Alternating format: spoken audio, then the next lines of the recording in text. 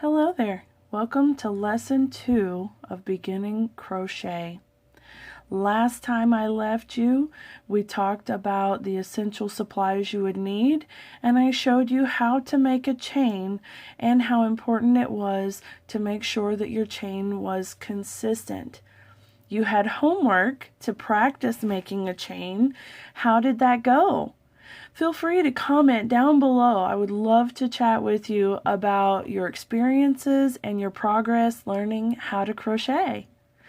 All right, friends, today we're going to take it to the next step and we're going to do a single crochet. Now that you have your chain, we need to talk just a second about the dynamics of a stitch. All right, now that is one stitch. There's another, and there's another. Now each stitch has basically 3 strings. So you can see we have this outside one, we have the middle one, and we have the bottom one. Those 3 loops make up one stitch. Now that's important to remember because when you start reading patterns, the pattern may tell you to work in the top loop only. It may tell you to work in both loops, which it means the 2 here. Or it may tell you to work in the back ridge, which is that little bump right there. Now these are all part of one stitch, okay? Now, also, when you're working a pattern, these 2 loops, meaning this one and this one, will generally be on top of your pattern, okay? And your little ridge will be down. Now this will make more sense as we're working along, but just know that you have 3 loops on each stitch, and we're going to talk about those a little more, okay? All right, today we're going to learn how to single crochet. Now that you have your chain put together, you will skip the stitch that is right next to your hook. So we're not talking about the loop that's on your hook, we're talking about the stitch right next to it. All right?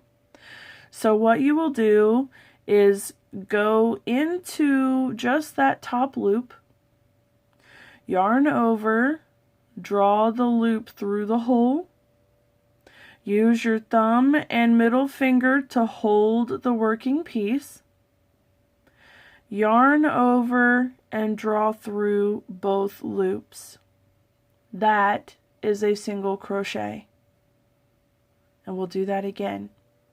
You'll go into the next stitch. Now don't go back into that same loop. See, you've already worked in it. Go into the next stitch, top of the loop, yarn over, draw through, yarn over and draw through both. Now you have 2 single crochets. And you'll know your stitches because you'll see the 2 loops on top. And now you can see what I was talking about when you're working a project and the loops will actually be pointed up. You see?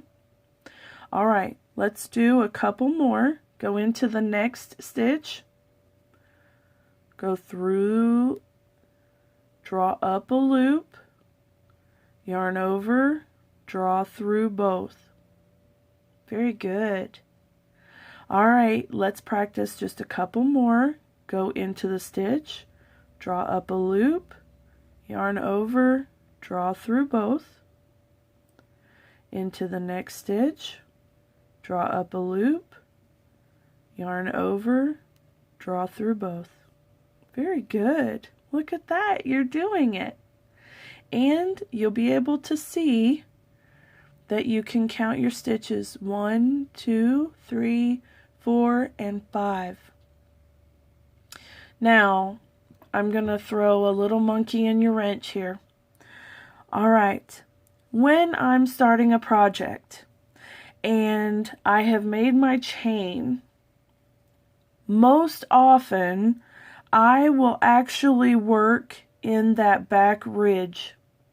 And the reason is because once you have a project going and you've started your first row of actual stitches in that back ridge, it gives you this nice, smooth, finished edge on this end.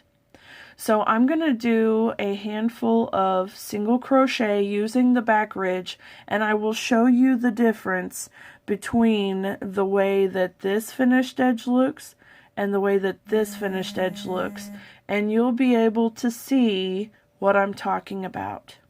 Alright, so you're going to see a little hitch here because I'm going to switch it over now, but I'm going to turn the chain.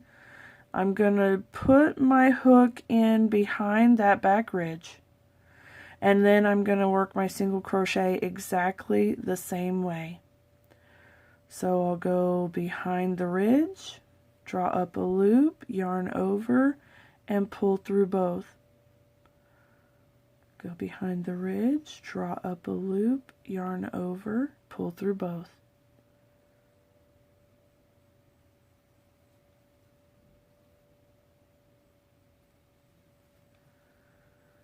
Okay. Now, let me pull this out so that I can show you. Alright, notice on the top that the stitches are all the same. You see that it keeps working the same no matter which method you do. Now this is important to know because whichever method you choose, you can rest assured that your continuing project is not going to be affected. Alright? But look at the difference on the bottom. On this side, you have just this one loop left, and it looks kind of like a braided string.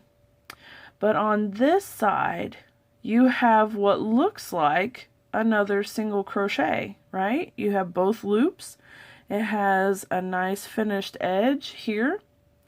Now the reason I do this is especially with Afghans, primarily with Afghans actually, because if I wanted to put a border around my Afghan, I actually have the full stitch on this side so that I won't be left with a big hole. Because as you see, right here is different than right here. Alright friends, your homework for today is to practice the single crochet regardless of which method you choose, either by using the back ridge or by using the top loop. It's your choice. Try them both and see the difference, and know that you can use both, but only one or the other per project. Thank you guys so much for watching. Have a wonderful day. Bye-bye.